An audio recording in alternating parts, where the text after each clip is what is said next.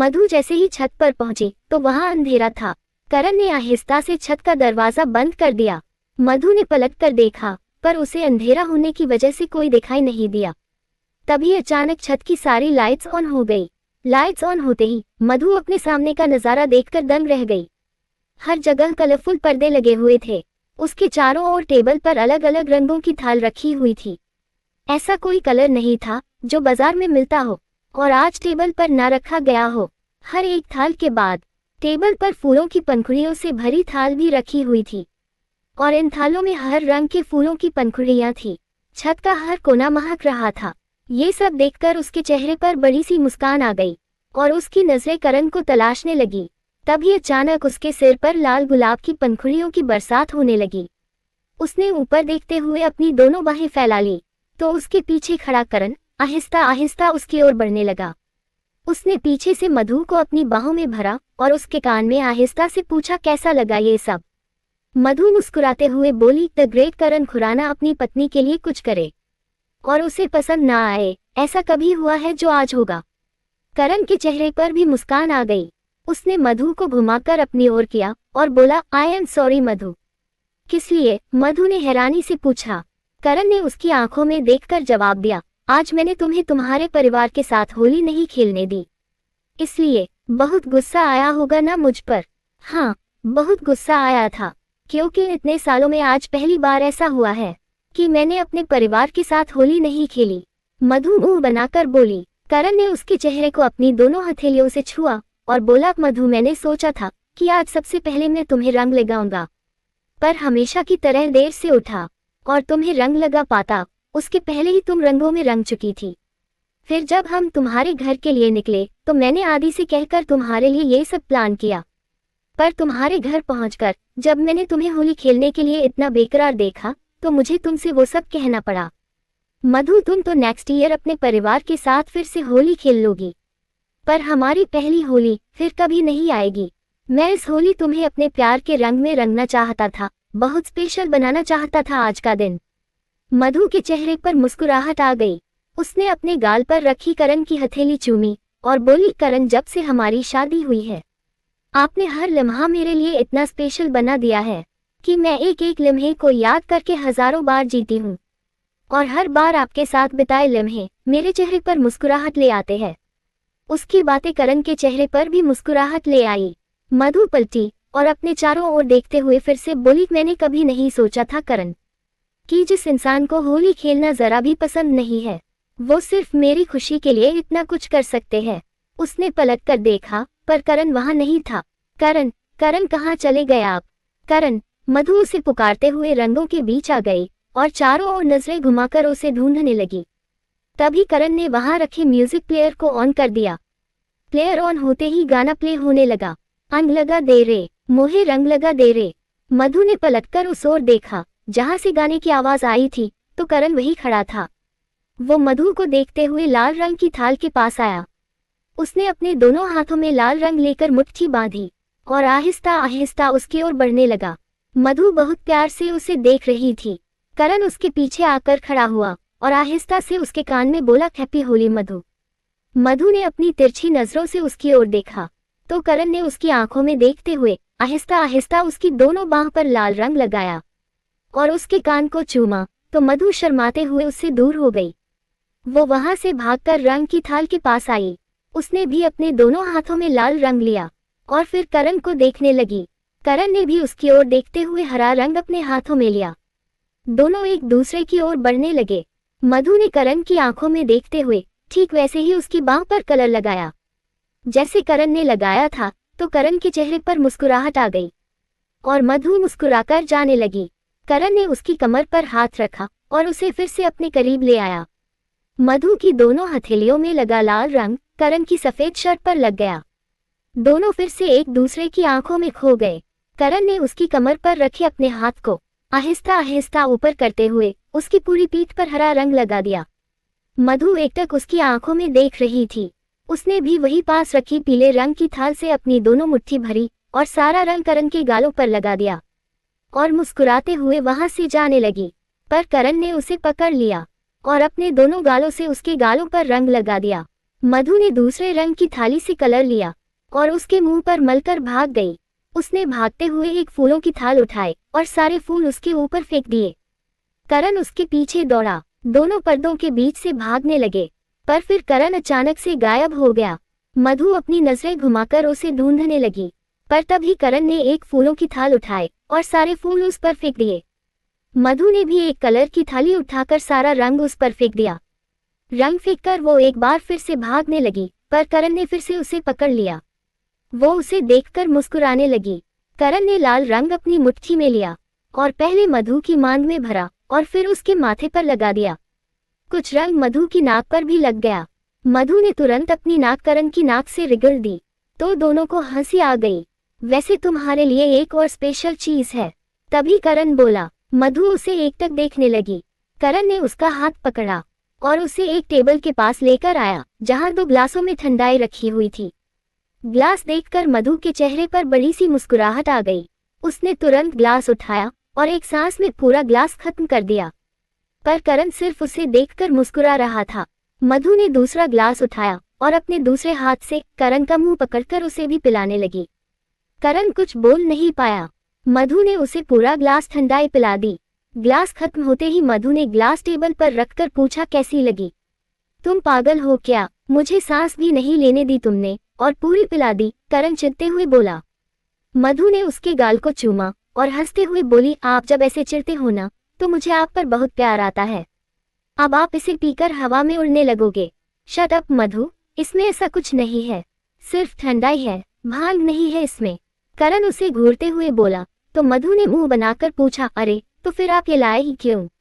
अगर इसमें भांग नहीं थी तो फिर इसे पीने का क्या फायदा? इससे तो अच्छा होता कि आप मुझे बीमारों वाला मौसम्बी का जूस पिला देते। करण मुस्कुराते हुए बोला, मौसम्बी का जूस हेल्दी होता है मधु। होता होगा, पर मुझे तो बिल्कुल पसंद नहीं है, मधु मुंह बनाकर बोली। करण ने उसकी कमर पर हाथ रखा और उसे अपने करीब लाकर पूछा, तो फिर क्या पसंद है तुम्हें? मधु मुस्कुराते हुए बोली, गन्ने का रस, सस्ता, सुंदर, स्वीट और हाँ, हेल्दी भी। और गन्ने के रस की सबसे अच्छी बात यह है कि उसे पीने के लिए हमें किसी होटल या रेस्टोरेंट में नहीं जाना पड़ता। 20 रुपये दो और इंदौर की किसी भी सड़क पर खड़े होकर पी लो।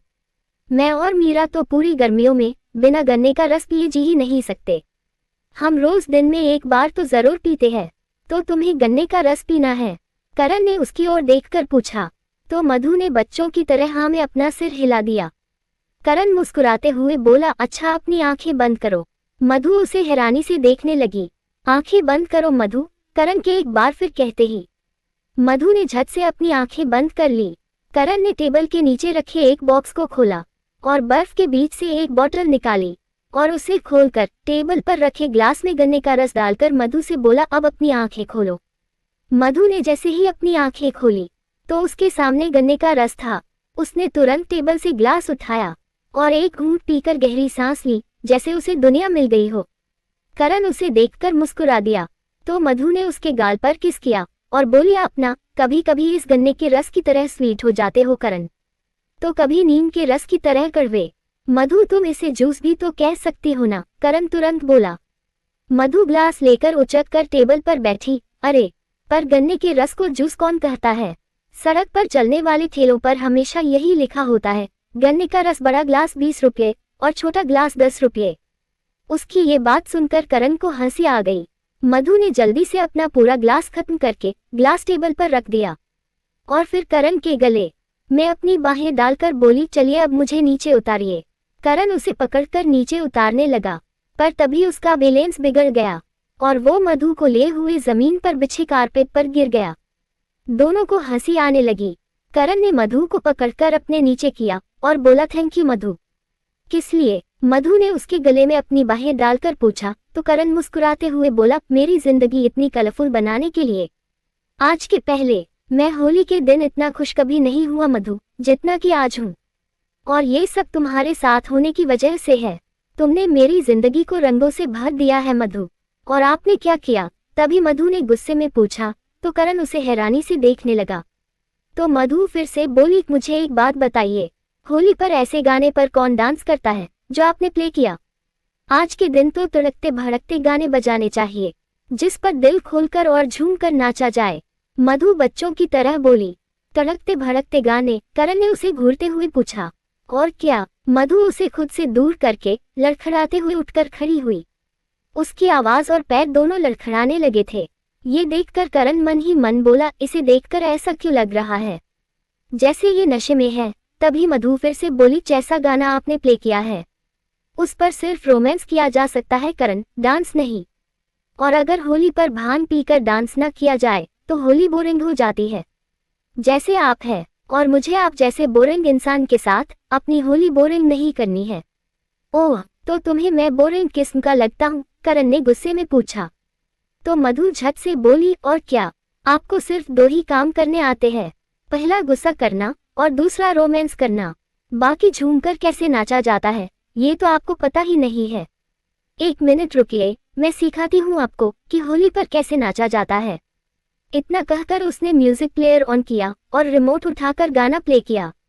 जय जय शिव शंकर, कांटा लगे न कंकर। गाना प्ले होते ही मधु ने अपनी साड़ी कमर में खोंसी और डांस करने लगी।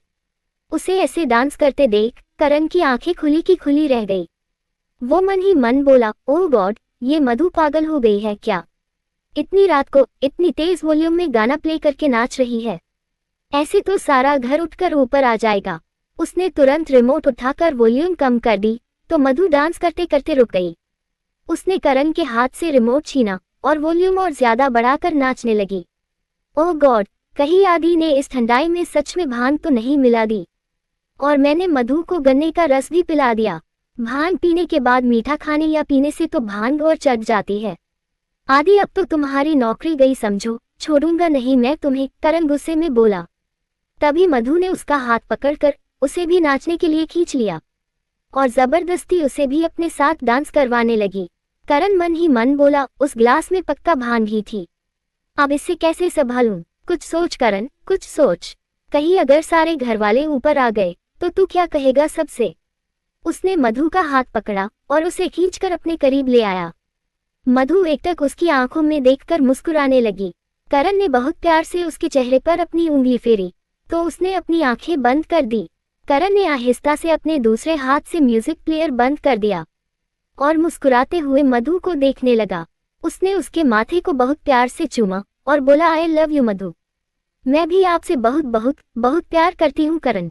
इतना सारा? मधु ने इतना कहकर अपनी दोनों बाहें फैलाई पर खुद को संभाल नहीं सकी और लड़खड़ाने लगी।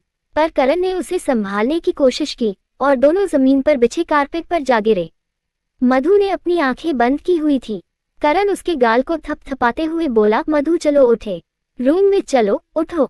मधु बच्चों की तरह बोली, मुझे कहीं नहीं जाना करण, मुझे यहीं पर सोना है, ऐसे ही आपकी बाहों में। क्या पता कल मुझे ये मौका फिर मिलेगा या नहीं। ये सब कहते हुए उसकी आंखों से आंसू बहने लगे। करण ने उसकी आंखों से बहते आंसू को पोंछा और पूछा, रो क्यों रही हो मधु? मैं तुम्हें छोड़कर कभी नहीं जाऊंगा, तुम जिंदगी भर ऐसे ही मेरी बाहों के दरमियान में रहोगी। मधु रोते हुए बोली, नहीं करण, जिन दिन आपको सच पता चलेगा ना, आप मुझे अपनी जिंदगी से बाहर फेंक दोगे, मुझसे नफरत करने लगोगे। और अगर ऐसा हुआ ना करण तो मैं तो मर ही जाऊंगी। दुनिया का ऐसा कोई सच नहीं है मधु जिसे जानकर करण अपनी मधु को खुद से दूर कर दे और उससे नफरत करने लगे। करण उसकी आंखों में देखकर बोला। तो मधु रोने लगी, है करण, एक सच है जिसे जानकर आप मुझसे नफरत करने लगोगे, इसलिए तो मैं आज तक आपको वो सच नहीं बता पाई, तो आज बता दो। मैं तुमसे वादा करता हूँ सच जानकर भी मेरा प्यार तुम्हारे लिए कभी कम नहीं होगा। बोलो मधु, करण उसके बालों को उसके चेहरे से हटाते हुए बोला। मधु फिर से रोने लगी। उसने बहुत प्यार से करण के गाल को छुआ। नहीं करण, अगर मैंने आपको कुछ भी बताया तो आप मुझसे नाराज हो जाओगे। करण हल्के से मुस्कुराया। उसने बहुत प्यार से मधु के माथे को चूमा और बोला, मैंने कहा ना मधु, सच जानकर मुझे कोई फर्क नहीं पड़ेगा, तुम्हें मुझ पर भरोसा है ना? तो बताओ मुझे, ऐसा कौन सा सच है जो तुम्हें इतनी तकलीफ दे रहा है? बोलो मधु। मधु रोते हुए बोली, करण, आपकी नंदिनी आपसे दूर मेरी वजह से हुई है। ये सुनकर करण मन ही मन बोला, मतलब मैं सही था। मधु इसी डर से मुझे कुछ नहीं बता रही थी कि सच जानकर मैं नंदिनी के जाने का दोष इसे दूंगा। करण ने खुद को संभाला और उससे पूछा, नंदिनी? पर नंदिनी हमारे बीच कहाँ से आ गई? तो मधु रोते हुए बोली, करण दिल्ली में मेरे साथ जो भी हुआ था वो सब। इतना कहकर वो चुप हो गई। तो करण ने फिर से पूछा, किसने किया था वो सब मधु? बोलो मधु, किसने किया था? ऋषभ ने, मधु रोते हुए बोली। ऋषभ का नाम सुनते ही करण ने अपनी आंखें बंद कर ली। तो मधु फिर से बोली, उसने और उसके दोस्तों ने उस रात मेरे साथ। इतना कहकर ही उसका रोना और बढ़ गया। करण ने उसके आंसू पोंछे। तो मधु ने अपनी साड़ी अपने कंधे से हटाई और बोली, देखिए क्या किया था उसने। मधु के सीने पर सिगरेट के जलने के निशान देखकर करण ने अपने हाथों की मुट्ठी बांध ली। मधु फिर से बोली, जानवरों जैसा सलूक किया था उसने और उसके दोस्तों ने मेरे साथ। मैं चीखती रही पर उन्हें मुझ पर जरा भी दया नहीं आई। मेरे कपड़े भी फाड़ दिए। उस रात आपकी नंदिनी ने मुझे उन हैवानों से बचाया था करण। आपको पता है, जिस रात मेरे साथ वो हादसा हुआ आप भी वही थे, पर आप भी मेरी मदद के लिए नहीं आए। इतना कहकर वो फिर से रोने लगी। उसकी बातें सुनकर करण की आंख भी भर आई। नंदिनी ने मेरी मदद की थी करण। जो लड़की एक लड़की की इज्जत बचा सकती है वो आपको धोखा कैसे दे सकती है? ऋषभ ने जरूर उस रात उसके साथ कुछ बुरा किया है, क्योंकि वो आपको सच बताने गई थी। मेरा दिल कहता है करण कि जो वो उस रात मेरे साथ नहीं कर पाए वो उन्होंने उस बेचारी नंदिनी के साथ किया है। मेरी वजह से आपकी खुशियां आपसे छिन गई करण। मेरी वजह से आपकी नंदिनी आपसे बिछड़ गई। मेरी वजह से आज आप उससे नफरत करते हो, सिर्फ मेरी वजह से। नफरत तो आपको मुझसे करनी चाहिए, क्योंकि मैंने आपसे आपकी सारी खुशियां छीन ली। सच जानकर नफरत हो रही होगी ना आपको मुझसे? अब आप मुझे अपनी जिंदगी से निकाल देंगे, है ना? मधु ने रोते हुए पूछा। करण ने तुरंत उसे अपने गले से लगा लिया और उसे कसकर पकड़कर बोला, नहीं मधु, मैं तुमसे कभी नफरत नहीं करूंगा, क्योंकि बहुत प्यार करता हूं मैं तुमसे, बहुत प्यार। मधु भी उसे पकड़कर रोने लगी। करण ने बहुत प्यार से उसके चेहरे को चूमा और उसे अपनी बाहों में भर लिया। तो मधु फिर से बोली, नहीं करण, नफरत तो आप मुझसे जरूर करेंगे, क्योंकि ऋषभ के सच से भी बड़ा सच मैंने आपको अभी तक नहीं बताया, और वो सच जानने के बाद आपको मुझ पर घिन आने लगेगी। मुझसे प्यार करना तो दूर की बात, आप मेरे पास भी नहीं आएंगे। ये सुनकर करण उसे हैरानी से देखने लगी। तो मधु फिर से बोली, ये सच छुपाकर मैं आपसे कभी शादी नहीं करना चाहती थी करण, इसलिए आपसे शादी करने से पहले मैंने आपको फोन पर सब कुछ बताया था, पर आपने कुछ सुना ही नहीं। किस सच की बात कर रही हो मधु? करण ने हैरानी से पूछा। मधु के होंठ लड़खड़ाने लगे और वो कांपने लगी। करण ने फिर से पूछा, बोलो मधु। करण, वो शिमला में। मैं। मधु ने इतना कहकर अपनी आंखें बंद कर ली। तो करण उसके गाल को थपथपाते हुए बोला, उठो मधु, बताओ मुझे क्या हुआ था शिमला में। बोलो मधु, उठो। पर मधु नहीं उठी। करण उसके चेहरे की ओर देखकर सोच में पड़ गया। उसने उसे गोद में उठाया और उसे रूम में ले आया। मधु को फिर से थोड़ा थोड़ा होश आने लगा। वो मुस्कुराते हुए करण की ओर देखकर बोली, आई लव यू करण। उसके इतना कहते ही करण के कदम रुक गए और वो मुस्कुराते हुए उसे देखने लगा। तभी मधु ने बहुत जोर से उसके गाल को चूमा और बोली, I love you Karan, I love you. मैं आपसे इतना सारा प्यार करती हूँ, इतना सारा। उसने ये कहते हुए उसकी गर्दन छोड़कर अपनी दोनों बाहें फैला ली। करण लड़खड़ाने लगा और उसे संभालते हुए बोला, मधु क्या कर रही हो? हम दोनों गिर जाएंगे। तभी मधु की नजर स्विमिंग पूल पर पड़ी और वो करण की बाहों में बच्चों की तरह मचलते हुए बोली, मुझे नीचे उतारिए। हम उज्जैन आ गए, मुझे नदी में नहाना है। नीचे उतारिए मुझे, उतारिए नीचे। करण खुद को संभाल नहीं पाया और मधु को बाहों में लिए ही स्विमिंग पूल में जा गिरा। स्विमिंग पूल में गिरते ही पानी लाल हो गया। लाल रंग देखकर मधु रोते हुए बोली, आपने मुझे गिरा दिया करण, मुझे चोट लग गई। देखिए कितना सारा खून निकल रहा है। उसके इतना कहते ही करण को हंसी आ गई। वो उसे पकड़ते हुए बोला, कुछ नहीं हुआ है तुम्हें, ये होली का रंग है, ये होली का रंग है। मधु ने बच्चों की तरह पानी की ओर देखकर पूछा। करण ने मुस्कुराते हुए जवाब दिया, हाँ। उसके हाँ कहते ही मधु जोर जोर से हंसने लगी, पर फिर वो अचानक से रोने लगी। तो करण उसे अपने सीने से लगाकर बोला, मैंने कहा ना मधु, तुम्हें कोई चोट नहीं लगी है, तो फिर क्यों रो रही हो? मधु ने बहुत प्यार से पानी लेकर करण का चेहरा साफ किया और बोली, मुझे पता है कि आपके होते मुझे कुछ नहीं होगा, कुछ नहीं। और अगर किसी ने मुझे चोट पहुंचाई तो आप उसे बहुत मारोगे। आप ऋषभ को सजा दोगे ना करण, उसे जेल भिजवाओगे ना? हाँ मधु, मैं ऋषभ को सजा जरूर दूंगा और उसे जेल भी भिजवाऊंगा, छोड़ूंगा नहीं मैं उसे। उससे तुम्हें दिए हर जख्म की कीमत चुकानी पड़ेगी। करण उसे अपनी बाहों में भरकर बोला। मधु ने भी उसे बहुत कसकर पकड़ लिया। रोते रोते पल भर में ही उसकी आंखें बंद हो गई। करण ने उसे बाहों में लिए हुए ही पूछा, मधु तुम शिमला के बारे में कुछ बता रही थी ना, मुझे बताओ ना मधु, क्या बात है? मधु। जब मधु ने कोई जवाब नहीं दिया तो करण ने उसकी ओर देखा तो वो सो चुकी थी। करण ने उसे अपनी बाहों में उठाया और स्विमिंग पूल से बाहर लेकर आया। नींद में जिस तरह मधु ने उसे पकड़ा हुआ था, उसे एक बार फिर शिमला का हादसा याद आ गया। उसने मधु की ओर देखा और उसकी कही अधूरी बात के बारे में सोचने लगा। उसने मधु को स्विमिंग पूल के पास रखी एक चेयर पर लेटाया और फिर अपने रूम का दरवाजा बंद किया। उसने एक बार फिर पलटकर मधु की ओर देखा और फिर अलमारी से उसके चेंज करने के लिए कपड़े निकालने लगा। पर कबर्ड में रखी साड़ियां और सूट देखकर वो बोला, ये सब पहनाना तो मुझे नहीं आएगा, पर मधु के कपड़े तो बदलने पड़ेंगे वरना ये बीमार हो जाएगी। करण ने कबर्ड से अपना एक कुर्ता निकाला और मधु के पास आया। वो उसके कपड़े चेंज करने के लिए उसके गीले कपड़े उतारने लगा, पर अचानक उसे फिर से वही एहसास हुआ जो उस रात शिमला में उस लड़की के गीले कपड़े निकालते वक्त हुआ था। वो हैरानी से मधु की ओर देखने लगा। उसने अपनी आंखें बंद की और फिर से मधु के कपड़े निकालने लगा, पर फिर उसने घबराकर तुरंत अपनी आंखें खोल ली। उस रात मेरे साथ तुम ही थी मधु, वो तुम ही थी। वो मधु की ओर देखकर बोला। उसने मधु के माथे को चूमा और उसे अपने गले लगाकर बोला, अगर वो तुम थी मधु तो मैं महादेव से बहुत झगड़ा करने वाला हूँ। उनसे पूछने वाला हूँ कि उन्होंने हमारे साथ ये खेल क्यों खेला, क्यों? इतना कहकर उसने फिर से मधु की ओर देखा। बस मधु 24 घंटे और उसके बाद सच हमारे सामने होगा। उसने मधु को अपना कुर्ता पहनाया और उसे बेड पर सुला दिया। मधु तो सो गई, पर करण सारी रात नहीं सोया। वो मधु के पास बैठा, बस शिमला के हादसे के बारे में ही सोचता रहा। उसने फिर से मधु की ओर देखा और मन ही मन बोला, नशे में ही सही, पर मधु ने आज मुझे सब कुछ बता दिया। वो ऋषभ को सजा दिलाना चाहती है। शायद ऋषभ को उसके किए की सजा मिलने के बाद ही इसे सुकून मिलेगा। तब शायद ये अपने अतीत की उस रात को भूल जाएं, जिसे मेरा प्यार भी नहीं भुला पा रहा है। पता नहीं क्यों, पर महादेव ने मधु को अतीत में मिले हर दर्द के तार मुझसे ही जोड़ दिए हैं। 3 साल पहले का वो हादसा हो या फिर 2 महीने पहले का, घूम फिर कर हमारी किस्मत हमें ही एक दूसरे से जोड़ देती है। किस्मत के इस खेल में हम दोनों की ही जिंदगी उलझ कर रह गई है।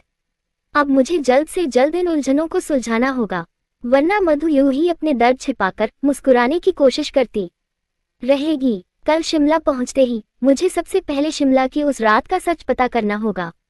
मधु से सच पूछ नहीं सकता, क्योंकि अगर मैं गलत हुआ तो उसका दर्द और बढ़ जाएगा। और मीरा मुझे सच कभी बताएगी नहीं, और रोहित का फोन भी बंद आ रहा है। वो कुछ देर यही सब सोचता रहा। फिर उसने मधु को ठीक से ब्लैंकेट ओढ़ाए और बेड से उठकर बालकनी में आया। उसने एक बार फिर रोहित को कॉल की। इस बार बेल जा रही थी। बेल सुनते ही करण के चेहरे पर चमक आ गई। Pick up the phone Rohit, pick up the phone please. इतनी रात को फोन कर रहा है, सब ठीक है ना करण? रोहित ने दूसरी ओर से उसकी कॉल रिसीव करके पूछा। करण तुरंत बोला, रोहित मुझे तुझसे कुछ बात करनी है, अभी और इसी वक्त। रोहित सोच में पड़ गया और फिर बोला, अगर कोई सीरियस बात हो तो मैं तेरे घर आ जाता हूँ, या फिर तू मेरे घर आ जा, मिलकर बात करते हैं। तू इंडिया में है? करण ने हैरानी से पूछा। रोहित ने बैग की ओर बढ़ते हुए जवाब दिया, हाँ कल ही आया हूँ।